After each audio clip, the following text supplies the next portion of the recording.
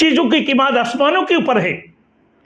جس مہینہ کے اندر اللہ رب العزت نے اپنے رحمت برسنے والی مہینہ ہے، برکاتی عطا فرماتے ہیں، جس مہینہ کے اندر ایک نیکی 70 نیکی کی برابر ہے، جس میں ثواب ہی ثواب ہے. پھر اللہ پاک پروردگار عالم نے فرمایا، آئے ایمان والوں. Thanks for watching. Don't forget to like, comment, share and subscribe to Maulana Habibullah Rouhani Official. بڑے بڑے تاجر ذخیرہ اندوزی کرنے میں لگے ہوئے، چینی کی قیمت بڑھ گئے، دودھ کی قیمتیں بڑھ گئے. میرے دوستوں، دودھ دیکھو تو 2 نمبر، گوشت دیکھو تو 2 نمبر.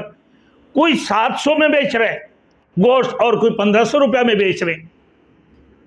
نہیں معلوم 700 والے کیسے فروخت کر رہے ہیں گوشت، اور پھر 1500 والے کیسے گوشت فروخت کر رہے ہیں. چکن کی قیمت 750 روپیہ میں پہنچ چکے ہیں، اور ذخیرہ اندوزی کرنے والے ذخیرہ اندوزی میں لگے ہوئے ہیں. رمضان المبارک کی آمد ہے میرے دوستوں. ہر طرف افراتفری کی عالم ہے. چیزوں کی कीमत آسمانوں کے اوپر ہے. جس مہینہ کے اندر اللہ رب العزت نے اپنے رحمت برسنے والی مہینہ ہے، برکاتی عطا فرماتے ہیں، جس مہینہ کے اندر ایک نیکی 70 نیکی کی برابر ہے، جس میں ثواب ہی ثواب ہے. پھر اللہ پاک پروردگار عالم نے فرمایا، آئے ایمان والوں. تم یہ کہہ کر بچ جاؤ گے کہ میں نے ایمان لے کر آیا، کہ جب تک تمہارے آزمائش نہ ہو.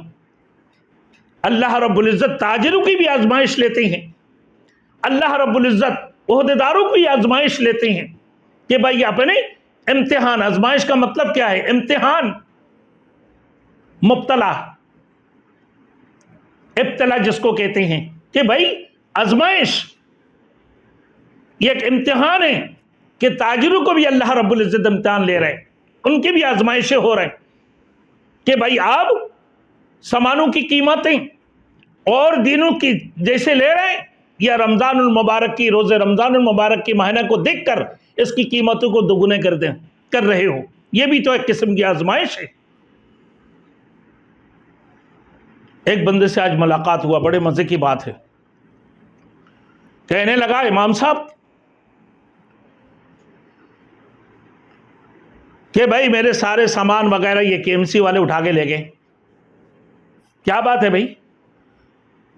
بولے نہیں معلوم یار، آج کل تجاوزات کے بارے میں آپریشن ہو رہا ہے.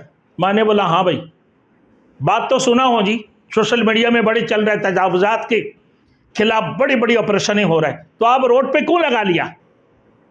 جو افسر اس کی ذمہ داری ہے، اس کو تو کورٹ کی طرف سے، جج صاحبان کی طرف سے اس کے اوپر آرڈر ہے،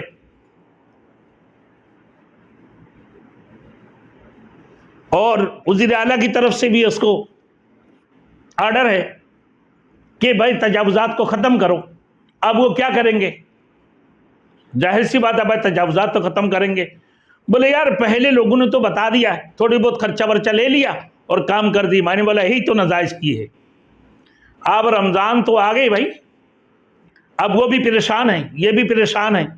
حکومت کی طرف سے تجاوزات کی ختم کرنا ہے. رمضان المبارک کے مہینہ آنے والے، تو دکان کس سے لیا؟ بولے دکاندار سے. کہاں پر؟ بولے مین روڈ کے اوپر. تو دکاندار سے مین روڈ سے کیا تعلق ہے؟ کہا کہ اس کی دکان کے سامنے کھڑے ہوا اور اس کو ایڈوانس 1 لاکھ روپیہ دے کر اس نے روزانہ دکان کی کرایہ بھی دیتے ہیں 1000 روپیہ، مہینے میں 30,000 روپیہ، مہینے میں 20,000 روپیہ. اب تم دکان کے مالک ہو، تم آگے روڈ کے مالک نہیں ہو، تو سرکاری روڈ ہے. اب یہ تجاوزات ختم کرنا ہے، کیونکہ رمضان المبارک کی مہینہ اب افطار کی ٹائم وقت میں بڑی رش ہو جاتی ہے. عصر کی بعد سے روڈ خالی نہیں ملتی ہیں، کہ بھائی لوگوں نے ایک ٹھیلا لگا لی، اس کے آگے دوسری ٹھیلا، اس کے آگے تیسرا ٹھیلا. آپ فروٹ خریدنے والے اسکوٹر والے آگے وہ کھڑے ہو گئے، آگے کار والے آگے ادھر کھڑے ہو گئے، اس کے پیچھے ہائی روف والے آگے وہ کھڑے ہو گئے. اب آگے گزرنے کا راستہ تو بند ہو گئی. اب یہ بھی تو ناجائز ہے. اور یہ لوگوں کو تکلیف دینا بھی، لوگوں کو سکون میں رکھنا، لوگوں کو تکلیف دینا بھی تو حرام ہے. آپ لوگوں کو کیوں تکلیفیں پہنچا رہے ہیں رمضان کے مہینہ میں؟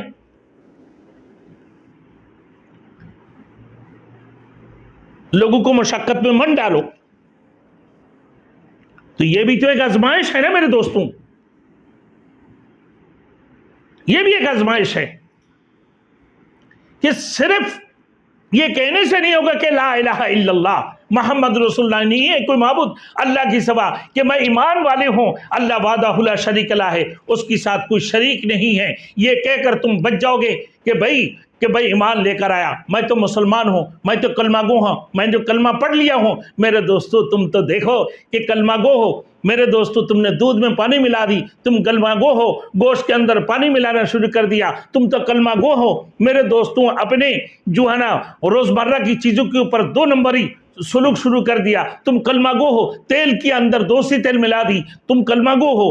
ہاں میرے دوستوں آپ دیکھو ہر چیز میں تمہارے بے معنی، فراڈ، دھوکے سب چیزیں چالو ہے. تو آپ کلمہ پڑھ کر کلمہ کی تم نے حق ادا کیا. اب تمہارے آزمائش شروع ہے کہ جب تک تمہارے آزمائش نہیں ہوگی تم یہ کہہ کر بچ نہیں سکو گے کہ میں مسلمان ہوں، میں کلمہ گو ہوں. بس رمضان المبارک کے مہینہ آگے اور روزہ رکھ لیا، بس یہ ادا ہو گئی تمہارے فرض. تم نے لوگوں کی غیبت کرنے سے بچے ہو نہیں، چغل خوریاں کرنے سے بچے نہیں، جھوٹ بولنے سے بچے نہیں، تم نے حرام خوری سے بچا نہیں، رشوت خوری سے بچا نہیں، تم نے سود سے بچا نہیں. میرے دوستوں سب چیزیں تو تمہارے اندر ہے، تو پھر تم کیسے مسلمان ہو؟ تمہارے روزے ہو جائیں گے؟ نہیں ہوا. میرے دوستوں تو ایک فرض کو ادا کرنے کے لیے بہت سارے فرائض کو ادا کرنا ضروری ہے. جیسے ایک نماز اللہ نے تمہارے اوپر فرض قرار دی ہے، اسی طریقہ سے ایک نماز کو ادا کرنے کے لیے 13 فرائض اور بھی ہے، جیسے 7 احکام اور 6 ارکان ہیں. اسی طریقے سے رمضان المبارک کی روزے اسلام کی رکن میں سے میرے دوستوں 13 نمبر رکن ہے کہ بھائی کلمہ روزہ، کلمہ نماز روزہ. اسی طریقے سے زکوٰۃ ادا کرنا، یہ بھی اسلام کی رکن میں سے ایک رکن ہے کہ آپ کو اللہ رب العزت نے مال دی ہے، اب اللہ کے مال میں سے خرچ کرو، اللہ کے دیے ہوئے مال میں سے خرچ کرو، کیونکہ مال، اولاد یہ اللہ کی دین ہے، یہ اللہ کی امانت ہے. جب تمہارے مال کی سال گزر جائے اور جب تم مالک نصاب ہو، 2 لاکھ روپیہ تمہارے پاس ہے، اب تم اس کا 2.5% ادا کر دو، یعنی 1 لاکھ میں 2,500 روپیہ، صرف 1 کروڑ میں 2.5 لاکھ روپیہ ادا کرنا ہے اپنے مال کو صاف ستھرے کرنے کے لیے، پاک پاکیزہ بنانے کے لیے. جب تم یہ زکوٰۃ ادا کرو گے تو یقیناً تم تقوی اختیار کرو گے، اللہ کی خوف تمہارے دلوں کے اندر پیدا ہوگا، یقیناً اللہ کی رضا بھی تمہیں حاصل ہوگی. اگر تم نے اسلام کے رکن کو نہیں مانا، تمہارے اوپر مال ہوتے ہوئے بھی اگر تم نے زکوٰۃ ادا نہیں کیا، اپنے مال کو پاکیزہ نہیں کیا، تو گویا کہ تم اللہ کی رضا حاصل نہیں کر پایا، اللہ کو ناراض کیا تم نے.